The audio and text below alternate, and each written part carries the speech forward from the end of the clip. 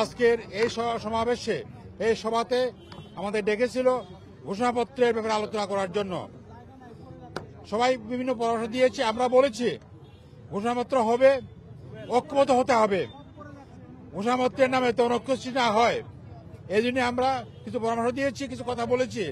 যে ডকুমেন্ট দেওয়া হয়েছে আমাদের কাছে, আমরা বলেছি ডকুমেন্টে কিছু ভুল ত্রুটি আছে, এগুলো সংশোধন করতে হবে। বিশেষ করে সংবিধানের প্রশ্ন তোলা, তারা বলছে এই সংবিধান ইয়ের জন্য মানে সম্পূর্ণ ব্যর্থ। আমরা এটা মনে করি না। সংবিধানে খারাপ ভালো সব মিলিয়ে সংবিধান আছে। এই সংবিধানের মূলত মুক্তিযুদ্ধের মূল চেতনা, সাম্য, মানবিক মর্যাদা, এই বিচার এগুলো প্রতিফলিত হয় নাই এবং পরবর্তী সময় এগুলো মোটি সমাজে থাকে নাই। আমরা বলেছি এই কারণে এই সংবিধানকে সংশোধন করতে হবে, বাতিল করার প্রয়োজন নাই। আমরা এটা বলেছি বাতিল করার সংস্কার করতে হবে। এরপর আমরা বলেছি আরে ভাই ওকে বলেন, আমরা বলি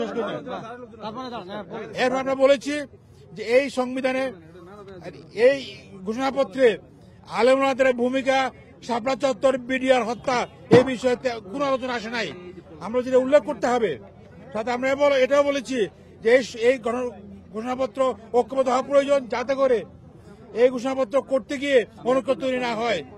বিশেষ করে এই ঘোষণাপত্রে এমন কিছু লেখা না হয় যাতে করে এখন বর্তমানে এক্সিস্টিং দল যারা আছে, যারা ফেসিবাদের বিরুদ্ধে সংগ্রাম করেছে, তাদের আঘাত না লাগে। এটা আমরা বলেছি।